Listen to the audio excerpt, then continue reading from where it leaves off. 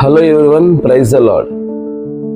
నూతన నిబంధనలో ఎక్కువగా మాట్లాడింది దేని గురించి అంటే శిష్యత్వం గురించి ఎక్కువగా మాట్లాడింది, డిసైపుల్షిప్ గురించి ఎక్కువగా మాట్లాడింది. మరి శిష్యుడు అంటే ఎవరంటే వెంబడించేవాడు అనేటువంటి అర్థాన్ని మనం చూస్తాం. బైబిల్ గ్రంథంలో క్రైస్తవులు అనేటువంటి పదం 3 సార్లు వాడబడితే, విశ్వాసులు అనే పదం 4 సార్లు వాడబడితే, పరిశుద్ధులు అనే పదం 62 పర్యాయాలు వాడబడితే, శిష్యులు అనే పదం 274 సార్లు బైబిల్ గ్రంథంలో వాడబడింది. శిష్యుడు అంటే అర్థం ఏంటంటే గ్రీక్ లో మెథోటిస్ అనేటువంటి పదం వాడారు, అభ్యాసకుడని.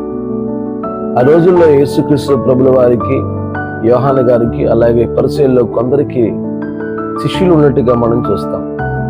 క్రైస్తవులుగా పిలువబడింది ఎవరంటే మొట్టమొదటిగా శిష్యులు అలా పిలువబడారు. మరి యేసుక్రీస్తుకి శిష్యులుగా మనం ఉండాలంటే ఆయనను వెంబడించే వారిగా మనం ఉండాలి. యేసు యొక్క శిష్యులుగా ఉండటానికి మరి ధైర్యం చేయగలమా అంటే అది ప్రతి ఒక్కరూ ఆలోచించుకోవాల్సినటువంటి ప్రశ్న. హెబ్రీలో లిముడ్, నేర్చుకునేవారు, లేకపోతే క్రమశిక్షణ కలిగిన వారు అనేటువంటి అర్థం వస్తూ ఉంది. గ్రీక్ లో మ్యాథిటో, విద్యార్థి లేదా శిష్యుడు, అభ్యాసకుడు. లాటిన్ లో డిసిప్యులస్, నేర్చుకున్నట్టుకు ఆసక్తి కలిగిన వాడు అని అర్థం.